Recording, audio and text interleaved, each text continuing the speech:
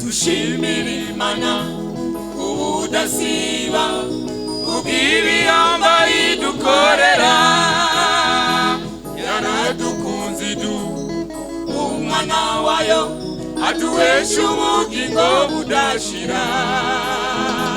Dushimira Imana ubudasiba ubw'ibiyamba idukorera, yaradukunze umwana wayo aduhesha ubugingo budashira.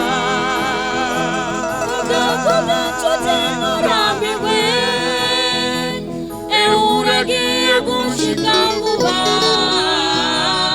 zohanagurwa amosozi yacu, tuzoruhuka imibabaro, kuko tuzokwicarana na Yesu, tunezeranwe nawe ibihe byose.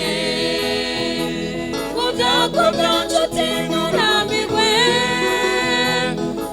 uragiye gushika vuba,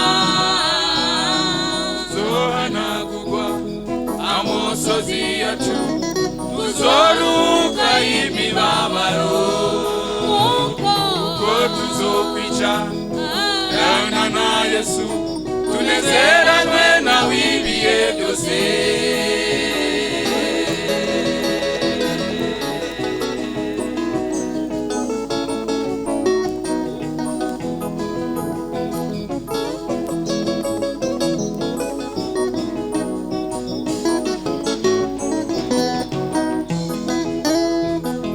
Inzira ducamo iragoye cyane, harimwe n'intambara n'ibigwisha, abayicamo bose bagenda bitwaje ibigwanishwa bitangwa namwe. Inzira ducamo iragoye cyane, harimwe n'intambara n'ibigwisha, abayicamo bose bagenda bitwaje ibigwanishwa bitangwa nawe. Nitwihanganira umusaraba, turembe turi mu kujabuka, imbere yacu hari ubugingo busha, ariko inyuma naho n'urupfu.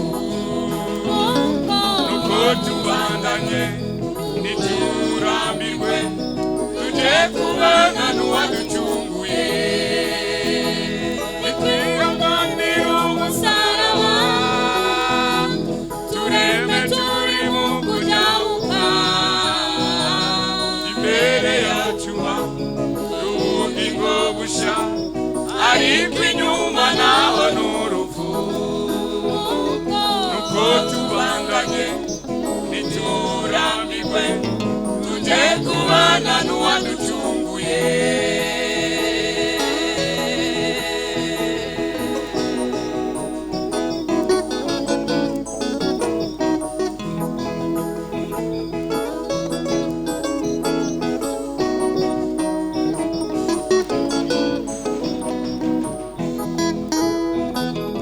Mwana w'Imana ingo tunezerwe, umukwe wacu Yesu ari hafi,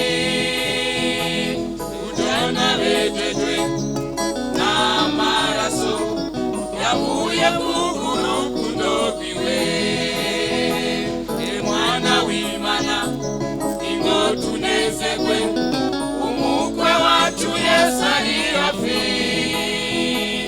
ujana bejejwe n'amaraso yavuye ku rukundo rwiwe. Kubyakubyo nshuti nturambirwe, uragiye gushika vuba,